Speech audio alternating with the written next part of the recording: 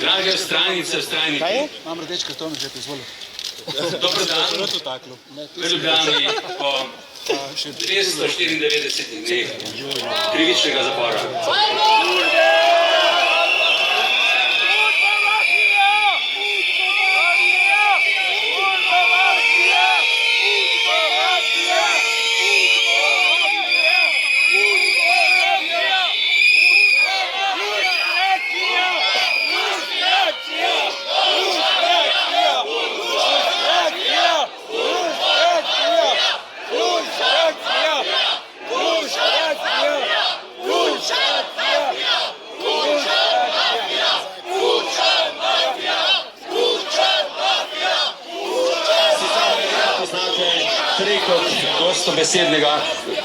Gostobesednega kot redkobesednega. Pa če mi danes beseda bolje ne bo stekla, ne gre za opravičilo, samo za prošnjo po razumevanju.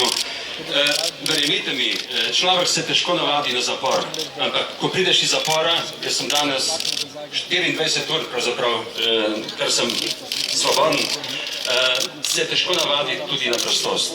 Nekaj dni bo treba, zato ne bom skušal biti kratek, pa mogoče nekoliko bolj anekdotično predstaviti moj vtis danes. Prva stvar, ki jo želim posebej poudariti, in vedno, ko so me na razdaljo po telefonu vprašali, kaj bi želel sporočiti našim strajnicam in strajnikom, iskreno od srca sem rekel to in verjamem, da je to bilo prenešeno in tudi danes ne znam to nič drugače povedati. Kot Slovenec, pa še zlasti bom poudaril kot vojak, občudujem vas. To, da toliko časa redno vztrajate in se upirate za ceno doseganja cilja, ki je plemenit. To je nekaj enkratnega. In verjemite mi, zopet zaključil bom kot vojak to misel, takšna formacija zmaguje. Tu ni alternative.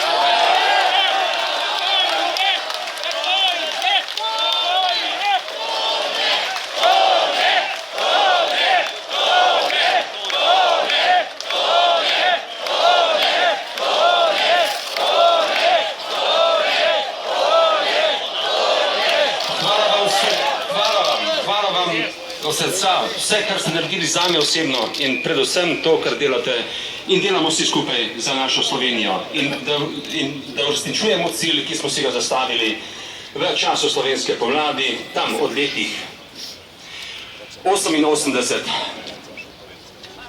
preko vojne za Slovenijo, pa vse na nek način do danes. Ampak očitno, tisto, kar bi bilo treba postoriti takrat, tu je nekaj tudi naših napak, ni bilo storjeno in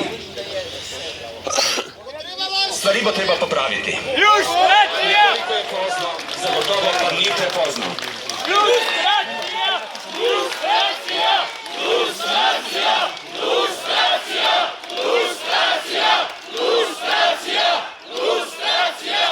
Lustracija! Lustracija! Lustracija! Lustracija! Na mesto govora sem si izbral pripoved skozi 3 anekdote, ki sem jih doživel v zaporu, tako kot sem videl svet na svobodi znotraj.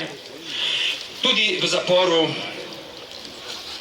težko mi gre beseda demokratičnim, ampak zaporu v demokratični državi, ki ima isto kot drugi podsistemi mnogo ostankov preteklosti, verjemite mi, preveč.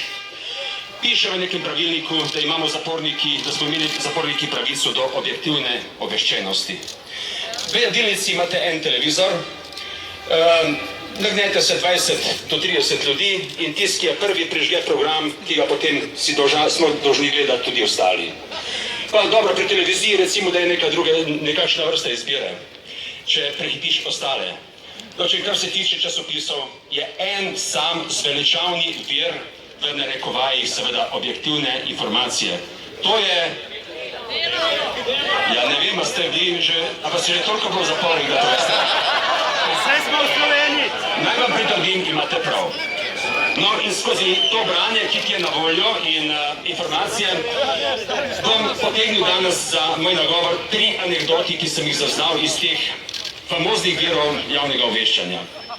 Prvič, zaznali smo zgodbo o gospodu Marvinu in zgodbo ne bi želel biti vulgaren, ampak ker je to postal počasi kar strokovni izraz, saj v fazi tranzicije ga bom tudi jaz uporabil, da ne bo kdo mislil, da o čem drugim govorim. Torej, zgodba o sfukanju Janeza Janše. Jo vsi poznamo. Kaj želim te zgodbi dodati? In tudi podati novo informacijo, gotovo jo še nimate v vodstvu vaše organizacije. Tudi jaz imam zgodbo o sfukanju Toneta Krkoviča. Na kakšen način, povem jo pristno, tako kot sem jo izvedel od človeka, konkretne osebe, katerega ime danes ne bom rekel, če pa bi ga je treba povedati, ga bom povedal in ta človek bo to tudi potrdil, tako kot je gospod Marvin svojo zgodbo. Skratka, predsednik senata Višjega sodišča, ki je potrdil našo sodbo in nas tako rekoč za svoj senatu spravil v zapor s pravnomočno sodbo. To je bil gospod Štrukelj Milan. Ima slučajno istega serviserja svojega Audija, kot ga imam jaz tudi še iz časa vojne. Vseh 20 let se poznamo. Pošten gospod, kmet, na kar jaz znam, ker sem tudi jaz kmetskega porekla. Torej, samo potrjujem verodostojnost človeka, ki mi je to povedal. In ker tako njega pozna kot mene, ko mi je pripeljal servisirati avto, mu je gladko, kot bi rekel tudi meni, po imenu Milan, pa zakaj ste obsodili in zaprli Toneta? In Milan Štrukelj, višji sodnik, predsednik senata, ki je potrdil našo sodbo, mu je rekel z skomigom ramen, kaj češ, bila je komanda z vrha. A je to sodstvo?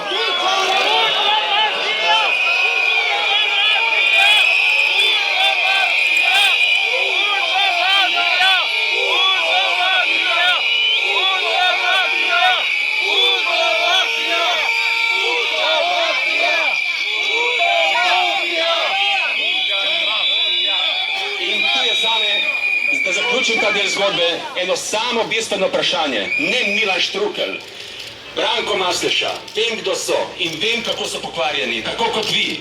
Ampak mene predvsem zanima, kdo je ta vrh, ki je to ukazal.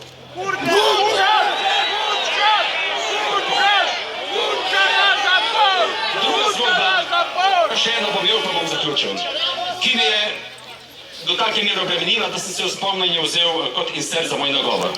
Prebral sem nekje, tovariši in tovarišice, revolucija se je začela. No, potem, ker bom krajši, kar danes doživljam tu, neposreden vtis, bi jaz drugače to obrnil. Jaz bi rekel, dame in gospodje, drage Slovenke in Slovenci, evolucija konca revolucije se je definitivno začela.